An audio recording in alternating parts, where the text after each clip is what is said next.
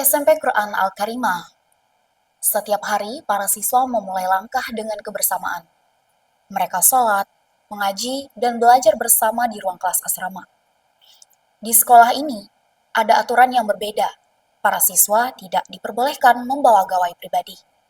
Namun, di balik keterbatasan itu, ada seorang guru yang percaya bahwa teknologi tetap bisa dipelajari, bahkan di ruang sederhana sekalipun. Dialah Nirko Dwi Anggoro, seorang guru informatika. Bukan soal berapa banyak perangkat yang dimiliki, di ruang sederhana dengan komputer dan Chromebook yang digunakan bersama, justru lahirlah semangat kolaborasi di antara para siswa. Inovasi yang beliau lakukan lahir dari keyakinan bahwa misi sekolah membina ilmu pengetahuan dan teknologi harus terus berjalan, meski dengan fasilitas terbatas. Canva yang di bawah link presentasi tugas kelompok itu. Banyak yang bilang kalau anak-anak sekolah di asrama atau pondok pesantren itu tertinggal dari hal teknologi karena mereka tidak boleh bawa HP, tidak boleh bawa laptop. Tapi saya yakin dengan adanya keterbatasan itu malah menjadi tantangan tersendiri untuk saya bisa mengajarkan coding kepada mereka. Jadi apapun kondisinya, terbatas fasilitasnya, jadwalnya yang padat, saya yakin tetap bisa mengajarkan coding kepada anak-anak. Dan bahkan ini menjadi semangat untuk saya sendiri untuk bisa memberikan pembelajaran tentang coding dan kecerdasan artifisial kepada anak-anak berbasis asrama. Awalnya, banyak siswa masih canggung. Spreadsheet, rumus, bahkan Scratch terdengar asing di telinga mereka. Ada yang bingung menulis rumus, ada yang baru pertama kali mencoba membuat program. Namun, dengan kesabaran dan strategi kolaboratif, perlahan wajah-wajah bingung itu berubah menjadi senyum bangga.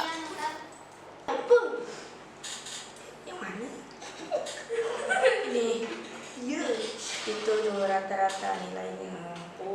Bagi saya, di tengah keterbatasan sekolah asrama ini, kami tetap diberi ruang untuk mempelajari terkait teknologi di pelajaran informatika.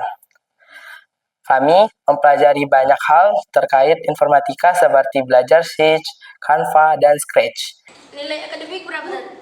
Pak Nirko kemudian merancang sebuah proyek kontekstual, yaitu menentukan kelulusan peserta PPDB. Tahap pertama, siswa belajar mengolah data di spreadsheet. Mereka menghitung rata-rata menggunakan rumus if, average, sum, dan rank, hingga muncul tabel otomatis yang menentukan kelulusan. Tahap kedua, hasil data itu mereka sajikan melalui Canva. Dari grafik sederhana, lahirlah keberanian untuk berdiri di depan kelas dan menjelaskan hasil kerja mereka. Dan tahap ketiga, logika itu dipindahkan ke Scratch. Blok-blok kode sederhana mereka susun menjadi program interaktif, lengkap dengan animasi, bahkan suara-suara. Ganti nama senyum. Kami berusaha untuk mengoptimalkan semua bantuan ataupun program pemerintah seperti Chromebook. Jadi Chromebook tidak hanya kami gunakan ketika asesmen nasional saja, tapi ketika pembelajaran informatika, mata pelajaran bahasa Indonesia, kemudian mata pelajaran lainnya, kami manfaatkan agar Chromebook itu teroptimalkan, bermanfaat secara optimal. Kemudian akun belajar.id, hampir 100% dari peserta didik yang ada di SMP Quran Al-Karimah dan tenaga pendidiknya sudah mengaktifasi akun belajar.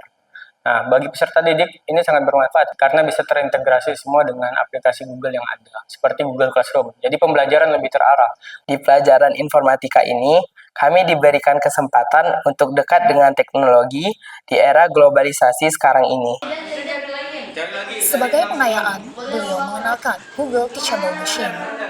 Dan ketika komputer berhasil mengenali ekspresi wajah, siswa pun bersorak kagum. Mereka belajar bahwa kecerdasan artifisial bukanlah hal yang jauh, melainkan sesuatu yang bisa dipahami sejak SMP.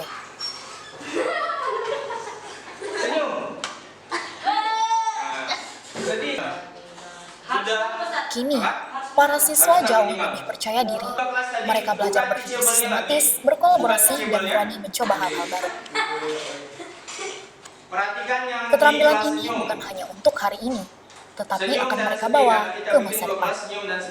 Saya mulai merasakan transformasi ini ketika Oktober 2024 saya mengikuti pelatihan dari Dinas Pendidikan dan Kebudayaan Kabupaten Kuburaya, yaitu tentang pelatihan pemanfaatan Chromebook dan akun belajar.id. Nah, pulang dari situ saya baru terpikir untuk bisa buat pembelajaran yang lebih efektif. Kemudian untuk coding dan kecerdasan artifisial itu saya dapatkan ketika hari ini saya mengikuti pelatihan coding dan kecerdasan artifisial dari Kemendikbudristek. Dampaknya sangat luar biasa. Dari situ saya banyak belajar. Dari situlah saya mulai menerapkannya ke dalam kelas terkait bagaimana menganalisis data, bagaimana membuat presentasi menggunakan Canva, kemudian bagaimana membuat program menggunakan Scratch, sampai bagaimana mengenalkan kecerdasan artifisial pada peserta didik. Itu yang membuat saya termotivasi bahwa siswa yang sekolah di asrama, pondok pesantren, juga bisa mengikuti perkembangan teknologi yang ada saat ini. Walaupun mereka tidak boleh bawa handphone atau gawai tidak boleh bawa laptop, dan waktu mereka terbatas karena sangat padat pembelajarannya, tapi dengan mata pelajaran informatika mereka bisa tersentuh oleh teknologi yang berkembang saat ini. Inilah transformasi yang terjadi di SMP Quran Al-Karimah. Dari keterbatasan, lahir kreativitas. Dari ruang kelas sederhana, lahir keyakinan bahwa generasi ini siap menghadapi era digital dengan coding dan kecerdasan artifisial.